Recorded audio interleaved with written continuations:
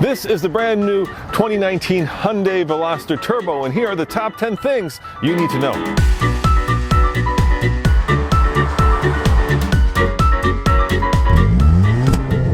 At number 10, we have 2+1 doors. Yes, it still has 3 doors. It's kind of like a mullet. It's all business on the passenger side, in other words, utility, and on the driver's side, well, that's the back part of the mullet. It's all fun. At number 9, we have a much more severely sloping roofline, making it more swoopy, making it sportier. Now, usually a low roofline means less headroom, but Hyundai says they've moved the hatch hinge further back and they've decreased the amount of cushion in the back seat, giving you plenty of headroom. Let's see if that's true. Oh, gotta go on the business side of the mullet here.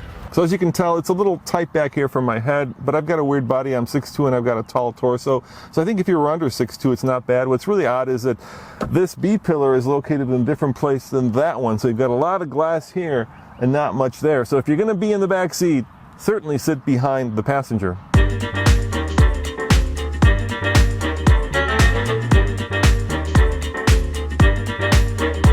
At number 8, we have a hidden hatch release. Where's the button to open up the hatch?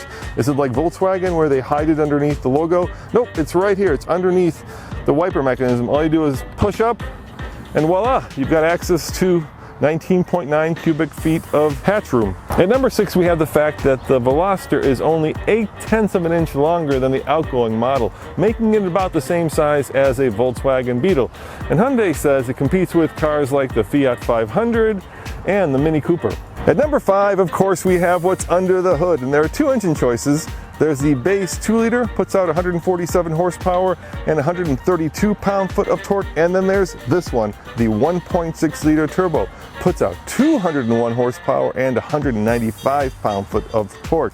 Now this one can be mated to either a 6-speed manual or a 7-speed dual-clutch automatic with paddle shifters. Now I would always go for the 6-speed manual because, you know, shifting it is the way to go.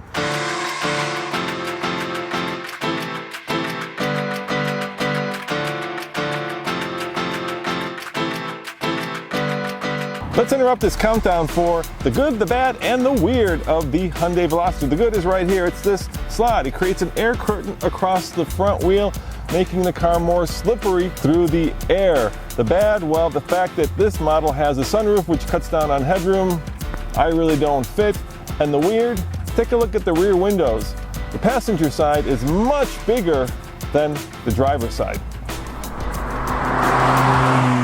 At number 4, we have a new multi-link rear suspension. Hyundai's moved away from the old model's twist beam, and Hyundai says that this new multi-link is not only lighter, but much more responsive on the road.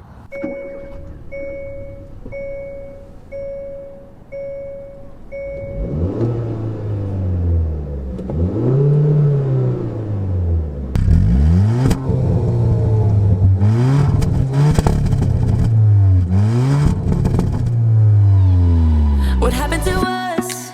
What happened to all the love we always took for granted? Are we stranded?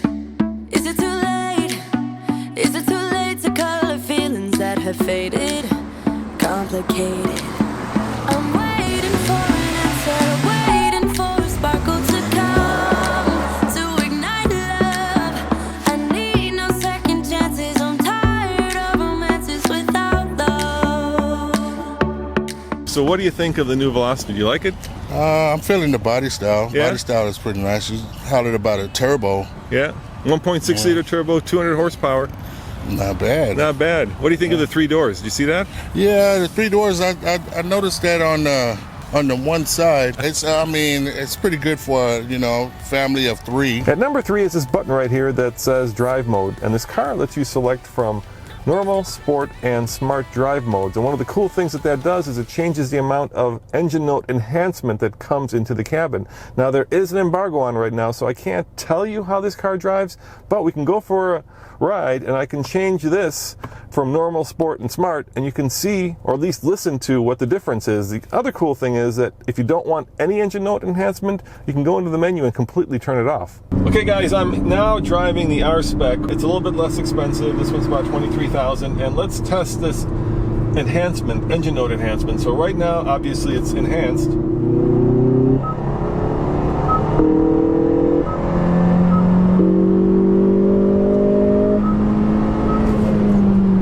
I wish I could tell you how it drives, but driving impressions are embargoed to give all the journalists on this program a chance to bring their stories out at the same time.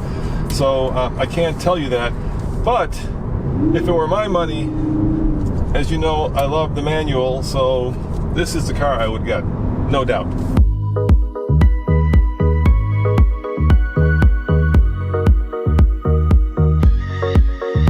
At number 2 is the new tech, specifically the safety tech that you can get in this new Veloster. Collision assist and of course lane keep assist is now standard. Plus you can have Apple CarPlay, Android Auto, and check this out, one of my favorite features. Look at that. If you have an iPhone 8, of course, or an Android or a 10, it'll charge itself just by placing it in the little cubby hole. That is pretty darn cool. This car gets really good fuel economy, 30 mpg combined. At number 1, you've got the fact that Hyundai did not build an amphibious car. No, of course, I'm joking.